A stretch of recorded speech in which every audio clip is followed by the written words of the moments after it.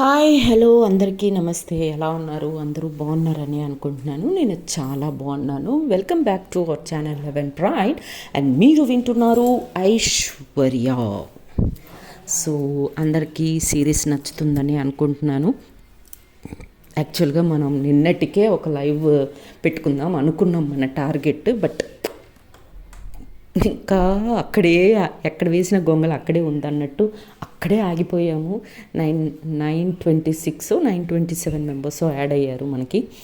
ఇంకా కొంతమంది కొద్దిగా దూరంలోనే ఉన్నాము. ప్లీజ్ సబ్స్క్రైబ్ చేసుకునే వాళ్ళు ఎవరన్నా సబ్స్క్రైబ్ చేసుకోకుండా వింటుంటే సబ్స్క్రైబ్ చేసుకొని వినండి. సో నెక్స్ట్ ఇది చాలా బాగుండబోతుందని అంటే నాకు 2 స్టోరీస్ మైండ్లో తిరుగుతున్నాయి. ఒకటి థ్రిల్లర్ స్టోరీ, ఒకటి మంచి బ్యూటిఫుల్ లవ్ స్టోరీ. సో ఏది చెప్దాము? వరుసగా 3 లవ్ స్టోరీస్ చెప్పాం కదా, ఒక థ్రిల్లర్ స్టోరీ చెప్దామా అని ఒక ఆలోచనలో ఉన్న మాయా సిరీస్ 2 స్టార్ట్ చేద్దాం అనుకుంటున్నాను. మీరు ఎంతమంది దీనికి ఎస్ అంటారో కింద కమెంట్ సెక్షన్లో కమెంట్ చేయండి. మాయా సిరీస్కి దాన్ని ఇంకొంచెం సిరీస్ 2 స్టార్ట్ చేసి మినిమం ఒక 5 to 10 ఎపిసోడ్స్ చెప్దాం అనుకుంటున్నాను. సో ఎంతమంది నాకు ఎంకరేజ్ చేస్తారు మాయాకి అనేది కింద కమెంట్ సెక్షన్లో కమెంట్ చేయండి, ఓకేనా? సో వెరీ సూన్, అంటే ఈరోజు రేపు మన ఈ ఐశ్వర్య అయిపోతుంది. కొట్టాలి కంపల్సరీగా నేను ఈ 2 డేస్లోనే. అంటే పెద్దగా స్టోరీ కూడా ఇంకేమీ లేదు, ఆల్మోస్ట్ వచ్చింది నాకు వాళ్ళు ఇచ్చిన దీని ప్రకారం. తర్వాత ఏంటంటే లైక్ తర్వాత 28th మధ్యాహ్నం మా అబ్బాయి ఆల్రెడీ హైదరాబాద్ చేరిపోయాడు.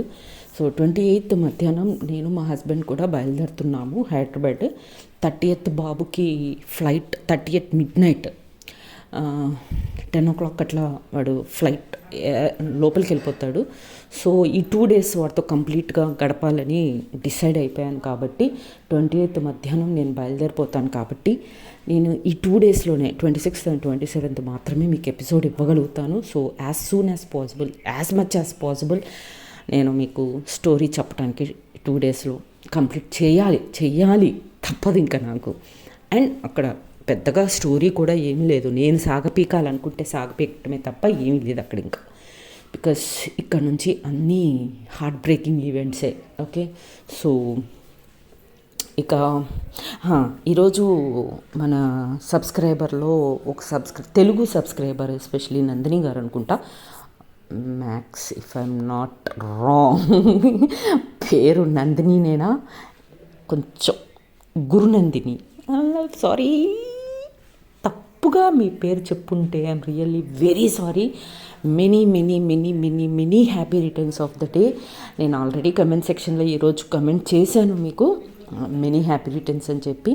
మీరు ఎప్పుడూ సంతోషంగా, ఆరోగ్యంగా, మంచి స్థాయిలో, మీరు ఆల్రెడీ టీచర్ అని చెప్పారు కాబట్టి ఇంకా దాన్ని ఎప్పటికప్పుడు మంచిగా ప్రమోషన్స్ వస్తూ ఏదో ఒకరోజు మీరు చెప్పే ఆ స్కూల్కి ప్రిన్సిపల్ పొజిషన్లో ఉండాలని మనస్ఫూర్తిగా కోరుకుంటున్నాను. I wish you really all the best on your birthday and I pray God మీ అన్ని కోరికలు తీరాలని మనస్ఫూర్తిగా కోరుకుంటున్నాను. అండ్ పేరు తప్పుగా చెప్పుంటే మాత్రం I'm really very sorry, okay then. ఇకపోతే ఇంకా స్టోరీలోకి వెళ్ళిపోదాం. ఈరోజు మ్యాక్స్ స్టోరీ ఒక చిన్న ఎపిసోడే ఉండవచ్చు అని నేను అనుకుంటున్నాను. ఎందుకంటే ట్రాజడీ చెప్పాలంటే నాకు చాలా కష్టం కాబట్టి, సంతోషకరమైన విషయాలు హ్యాపీ జాలీగా చెప్పేస్తాను, కానీ కొంచెం కష్టమైన విషయాలు కొద్దిగా కష్టంగా చెప్పాల్సి వస్తుంది. ఎనీవేస్ తప్పదు కదా, లైఫ్ అంటేనే అది. ఎన్ని సుఖాలు ఉంటాయో అన్ని దుఃఖాలు కూడా మనం తీసుకోవాలి. Anyways okay. సో ప్రీవియస్ ఎపిసోడ్లో మనం ఒక మంచి రొమాంటిక్ ఎపిసోడ్ చూసాము. చక్కగా అందరూ కలిసి న్యూలీ మ్యారీడ్ కపుల్స్ని తీసుకొని మున్నార్ హనీమూన్ కోసమని వెళ్తారు. హనీమూన్కి వెళ్తారు. బట్ ఇక్కడ వీళ్ళిద్దరు బాగా ఎంజాయ్, వాళ్ళతో పాటు మన 2 హీరోయిన్స్ కూడా, 2 హీరోయిన్స్ కూడా చాలా బాగా ఎంజాయ్ చేస్తారు వాళ్ళ లైఫ్ని. And that is where they have started there personal physical life అని చెప్పొచ్చు. పచ్చిగా చెప్పాలి అంటే సరే. సో అలా వీళ్ళ లైఫ్లో కొంచెం యూనో కోవిడ్లోంచే వాళ్ళ హ్యాపీ లైఫ్ స్టార్ట్ అయింది.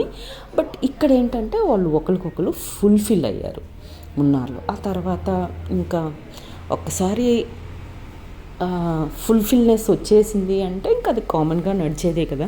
సో ఇది వీళ్ళు హ్యాపీగా ఎంజాయ్ చేస్తూనే ఉంటారు. అండ్ ఇలా వెళ్తున్న వాళ్ళ లైఫ్లోకి ఎంత పెద్ద ట్విస్ట్ వచ్చింది అనేది ఇప్పుడు చూద్దాం, ఈ ఎపిసోడ్లో చూద్దాం. సో ఇలా వెళ్తున్న వాళ్ళ హ్యాపీ లైఫ్లో మన ఐషు వీళ్ళు ఎప్పుడూ ఈ నవంబర్ డిసెంబర్ నెలల్లో వాళ్ళకి యూనో మన వాట్ యు సే సడన్గా నిజంగా నాకు ఇంగ్లీష్ అప్పుడప్పుడు బ్లాక్ అయిపోతుందబ్బా, ఎందుకో తెలియట్లేదు. వాలంటీర్ అనే వర్డ్ రావడానికి చాలా ఇబ్బంది పడుతున్నాను. సరే, వాలంటీర్స్ వర్క్ చేయడానికి వాళ్ళు ఎప్పుడు జనరల్గా ఆ టైంలోనే వెళ్తూ ఉంటారు.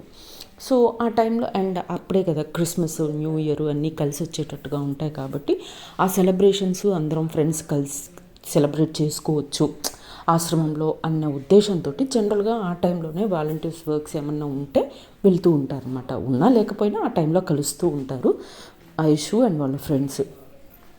సో అలానే నార్మల్గా తను వెళ్తుందనమాట ఆశ్రమానికి ఫ్రెండ్స్ తోటి ఇలా ఎంజాయ్ చేయడానికి.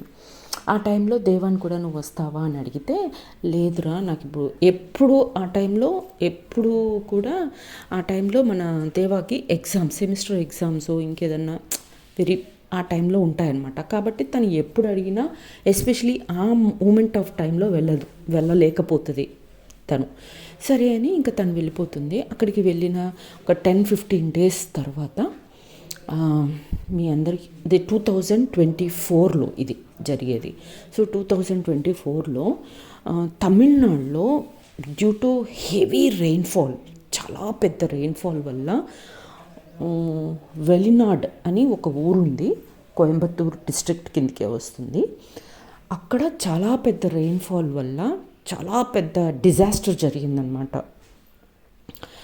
భూమి కృంగిపోవటం, బాగా తడిచి బాగా కృంగిపోవటం, ఆ కృంగిపోవటంలో ఫ్లడ్స్ అవి ఇవి అన్నీ ఎక్కువ రావటం, దానివల్ల ఆ చుట్టుపక్కల ఉన్న చాలా వరకు గ్రామాలన్నీ మునిగిపోవటం, చాలామంది చనిపోవటం చాలా జరిగాయి. చాలా రేర్ డిజీజెస్ రావటం. జనరల్గా రైనీ సీజన్లోనే కదా ఇలాంటివన్నీ వచ్చేది. సో రేర్ డిజీజెస్ అన్నీ రావటం, బాగా ఈ ఊపిరితిత్తుల్లో ప్రాబ్లం ఉన్న వాళ్ళకి మరీ ఎక్కువగా ప్రాబ్లం అవ్వటం అన్నీ జరుగుతున్నాయి అన్నమాట. అలా ఆ పర్టికులర్ స్టేజ్లో తను అక్కడే ఉంది కదా ఐషు, కోయంబత్తూరులోనే ఉంటుంది కాబట్టి ఫ్రెండ్స్తో ఎంజాయ్ చేయడానికి వాలంటీర్స్ వర్క్ చేయడానికే వెళ్ళింది కదా. సో అలా వెళ్ళినప్పుడు అక్కడ ఆ ఫ్లడ్స్ వచ్చి అన్నీ అయ్యేసరికి అక్కడ దగ్గరలో ఉండే చర్చ్ కమ్యూనిటీ వాళ్ళందరూ కలిసి ఈ వాలంటీర్స్ వర్క్ చేసే వాళ్ళందరికీ ఫోన్లు చేస్తారనమాట. పలానా ప్లేస్కి వచ్చి గ్యాదర్ అవ్వండి, ఇక్కడ చాలా నీడ్ ఉంది, ఇక్కడ చాలామంది ఇలాంటి పరిస్థితిలో ఉన్నారు, షెల్టర్ లేకుండా, ఫుడ్ లేకుండా, ప్రాపర్ మెడిసిన్స్ లేకుండా చాలా ఇబ్బంది పడుతున్నారు. సో అందరూ వచ్చి ఇక్కడ గ్యాదర్ అవ్వండి, ఇక్కడ అవసరం ఉంది అని చెప్పి అనగానే ఇమీడియట్గా ఈ 5 బయలుదేరిపోతారనమాట. ఎందుకంటే వీళ్ళకి తెలుసు, వీళ్ళకి ఫ్యామిలీ వాల్యూస్ కానీ, మనుషుల విలువలు కానీ, ప్రాణం విలువ కానీ ఇవి ఎక్కువగా తెలిసి ఎక్కువగా రెస్పెక్ట్ ఇచ్చే మనుషులు వీళ్ళు 5 కదా, పంచపాండవుల్లాగా 5. సో ఈ టైంలో వాళ్ళకి మన అవసరం చాలా ఉంది అని ఇంకా వెంటనే దేవాకి ఫోన్ చేసేసి, మేము పలానా ఇలా జరిగింది కదా, ల్యాండ్ స్పేస్ జరిగింది కదా, సో అక్కడికి మేము వెళ్తున్నాము, నీకు కుదిరితే నువ్వు కూడా రాగలవా అంటే, లేదు నాకు ఎగ్జామ్స్ జరుగుతున్నాయిరా, నేను రాలేను, ఎగ్జామ్స్ అయిపోయిన వెంటనే బయలుదేరి వస్తాను అని చెప్తుంది అనమాట.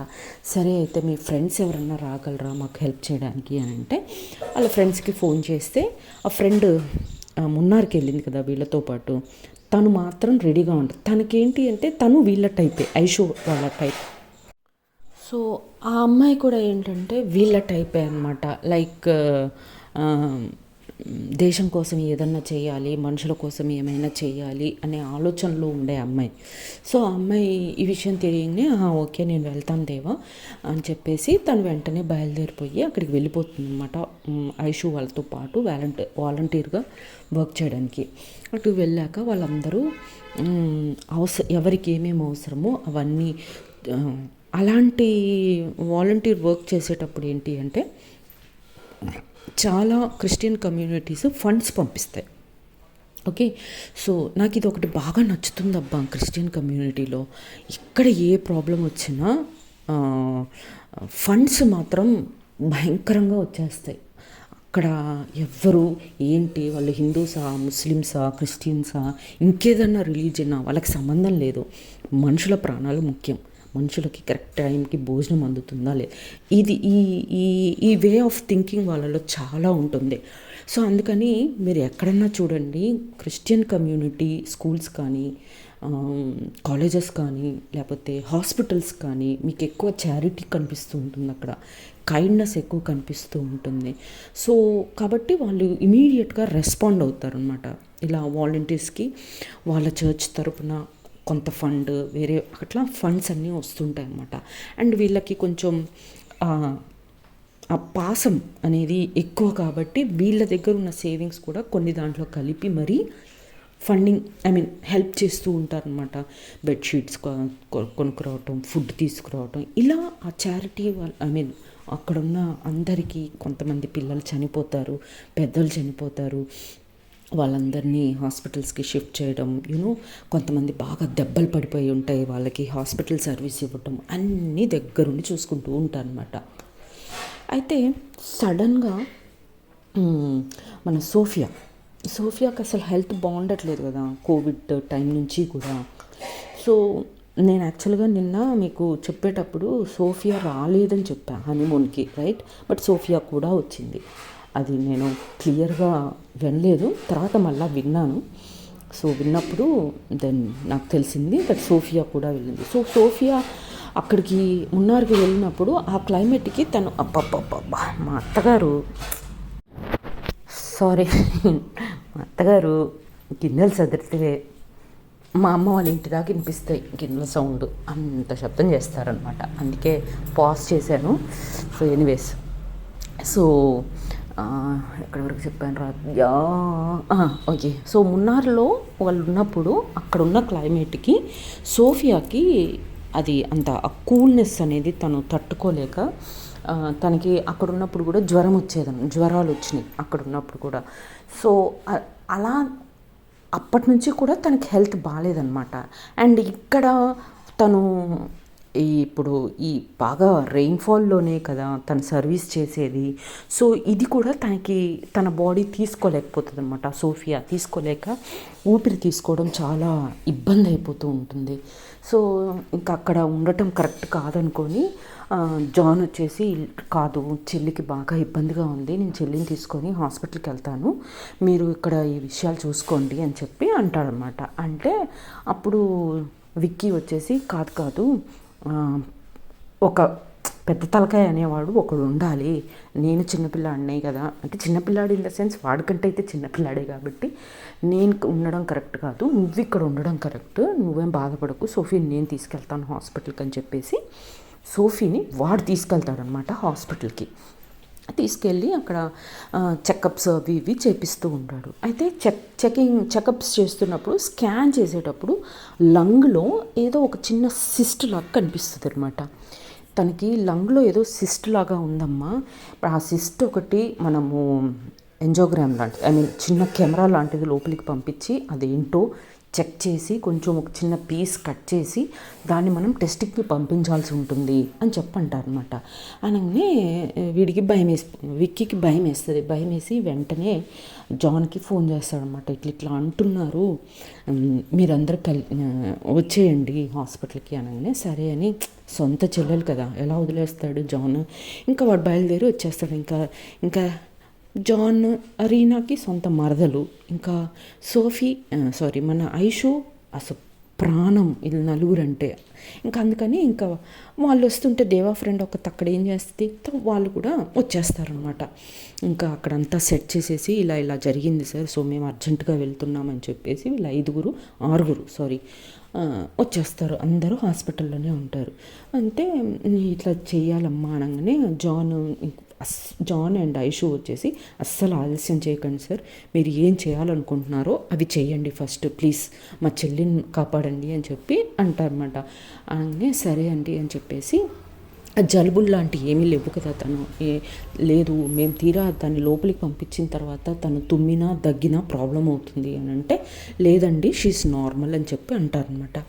సరే అని చెప్పేసి తనకి లోపల పంపించేసి ఒక చిన్న పీస్ కట్ చేసి దాన్ని టెస్టింగ్కి పంపిస్తారు.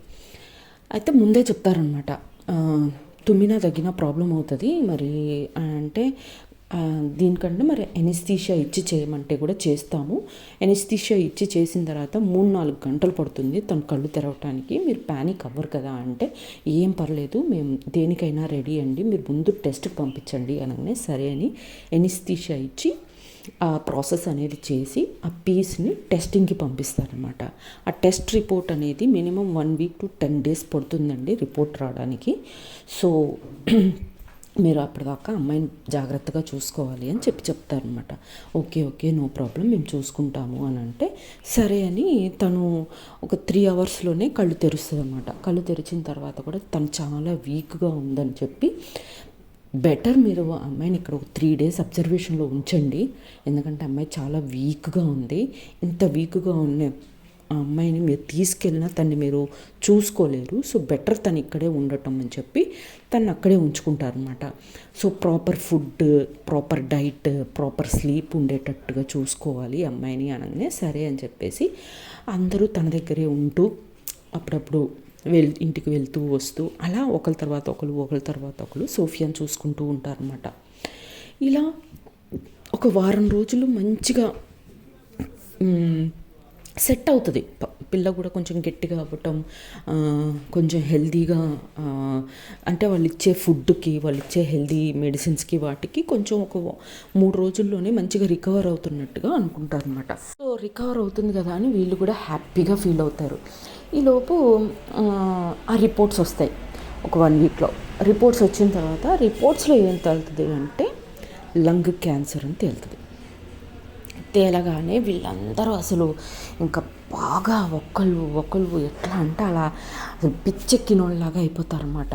ఈ విషయం తెలియగానే ఫస్ట్ దేవా కాల్ చేస్తుంది ఐషు ఇలా అని చెప్పగానే ఇమీడియట్గా, సరే నాకు రేపు లాస్ట్ ఎగ్జామ్ ఉంది, ఎగ్జామ్ రాయగానే బయలుదేరుతానని చెప్పి దేవా కూడా చెప్తుందన్నమాట. సరే ఇమీడియట్గా తన ఎగ్జామ్ రాయటం అయిపోవడమే దేవా కూడా బయలుదేరి వచ్చేస్తుంది ఇక్కడికి. వచ్చేసిన తర్వాత వీళ్ళందరూ ఒక్కొక్క మూల కూర్చొని ఏడుస్తూనే ఉంటారనమాట. దేవా వాళ్ళ ఫ్రెండ్ ఒక్కతే ఉంటుంది, ఎవరిని కంట్రోల్ చేయలేక తన పాపం చాలా ఇబ్బంది పడుతుంది. తను మీరు ఇలా డీలా పడిపోతే తను ఇంకా డీలా పడిపోతుంది, మీరు ఇలా ఉండకండి, తన్ని పాజిటివ్గా చూడాలి అని అంటూ ఉంటుందన్నమాట. ఈలోపు సడన్గా మన సోఫియాకి సడన్గా మళ్ళీ ఏదో పెయిన్ లాగా స్టార్ట్ అయిపోయి చాలా ఇబ్బంది పడుతూ ఉంటుంది. ఏంటి ఇంత సడన్గా మళ్ళీ, ఇప్పటిదాకా బాగానే ఉంది కదా, మళ్ళీ ఏమైంది సోఫియాకి అని చెప్పేసి మళ్ళీ అన్ని స్కానింగ్స్ అవి ఇవి తీస్తే ఆ క్యాన్సర్ అనేది బ్యాక్ బోన్ త్రూ క్యాన్సర్ అనేది స్ప్రెడ్ అవుతూ ఉంటుందన్నమాట.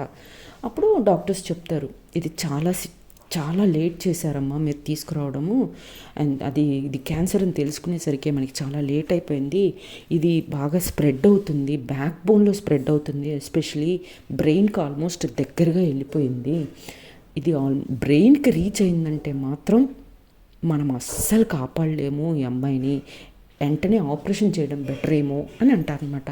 అనగానే 10 లక్షల దాకా అవుతుంది ఆపరేషన్కి అని కూడా చెప్తారనమాట. ఇప్పుడు అన్ని డబ్బులు ఎక్కడి నుంచి తెస్తారు, బట్ స్టిల్ అందరూ కలిసి పర్లేదు మా సోఫీ కావాలి, మేము ఎంత కష్టమైనా పడతాము అని చెప్పేసి అందరూ వాళ్ళ దగ్గర ఉన్న సేవింగ్స్, రీనా ఫ్యూచర్లో పిల్లల కోసం, తన డెలివరీ కోసం, అంటే వాళ్ళకంటూ ఫ్యామిలీ లేదు కదా, సో వాళ్ళే అన్నీ పోగేసుకోవాలి కాబట్టి ఎప్పటి నుంచో తను దాచుకుంటుందన్నమాట. రేపు పెళ్ళైతే ప్రెగ్నెన్సీ టైంలో మెడిసిన్స్ కానీ, పిల్లల తర్వాత పిల్లలకి కావాల్సిన ఖర్చులకని కొంత డబ్బు పోగేసుకుంచుకొని ఉంటుంది. సో ఆ డబ్బు మొత్తం తీసి ఇచ్చేస్తుంది అనమాట. సోఫీ బతకాలి ఫస్ట్ అని చెప్పి. అండ్ వీళ్ళు చర్చ్ ఫండ్స్ కూడా వీళ్ళ దగ్గరనే ఉన్నాయి కదా, ఇంకా అక్కడ అవసరం లేదు ఫండ్ తోటి. సో ఆ ఫండ్ని కూడా ఇక్కడ మనం యూటిలైజ్ చేసుకుందాము, సరే ఏదైతే ఏంటి ప్రాణమే కదా, మనం తర్వాత చర్చ్కి కమ్యూనిటీకి చెప్పుకుందాంలే అని చెప్పేసి ఆ ఫండ్ని కూడా దీంట్లోనే వేసి చాలా ఏదో అన్ని కష్టాలు పడతారనమాట సోఫీని ఎలా అయినా బతికించుకోవాలని చెప్పి. ఇంకా మామూలు ట్రీట్మెంట్ స్టార్ట్ అయిపోతుంది. అండ్ విక్కీ బాగా ఏడుస్తూ ఉంటాడనమాట. అయితే దేవా వెళ్ళి అందరూ ఎవరికి వాళ్ళు ఏడుస్తుంటే దేవా విక్కీ దగ్గరికి వెళ్ళి, అందరికంటే ఎక్కువ విక్కీ ఏడుస్తూ ఉంటాడు కదా, విక్కీ దగ్గరికి వెళ్ళి దేవా ఏంట్రా ఎందుకు అంతగానం బాధపడుతున్నావు, అసలు ఏంటి విషయం అని అంటే, లేదు దేవా నేను ఇప్పటిదాకా ఎవరితోటి షేర్ చేసుకోలేదు, యాక్చువల్గా మాకు ఒకరంటే ఒకరికి ఇష్టం బాగా, బట్ ఒకరికొకరం చెప్పుకోలేదంతే.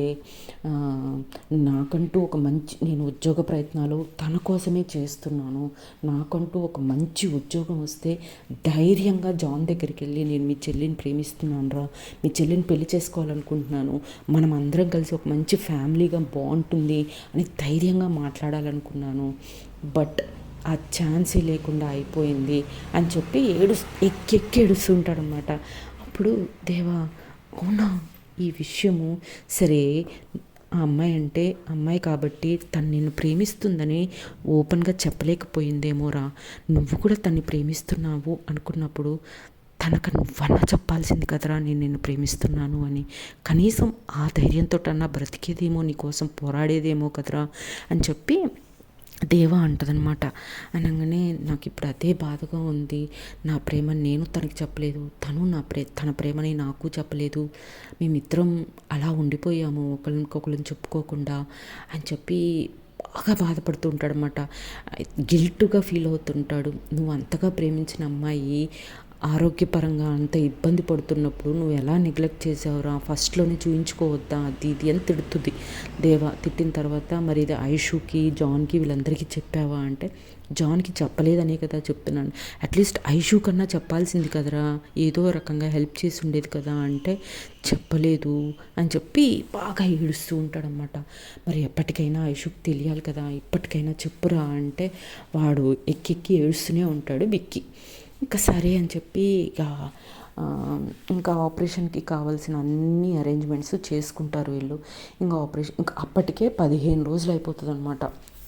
ఇంకా ఆ క్యాన్సర్ అనేది ఫాస్ట్గా స్ప్రెడ్ అయిపోతుంది సోఫీకి, ఎందుకంటే తనకి ఆ కరోనా టైంలో నుంచి ఆ ఊపిరితిత్తుల ప్రాబ్లం వచ్చేసింది కాబట్టి. సో ఫాస్ట్గా స్ప్రెడ్ అయిపోయి సడన్గా ఆపరేషన్ థియేటర్లోకి తీసుకువెళ్ళిన తరువాత అది సడన్గా బ్రెయిన్కి హిట్ అవుతుంది. హిట్ అయిన కొద్దిసేపటికే సోఫీ చనిపోతుంది.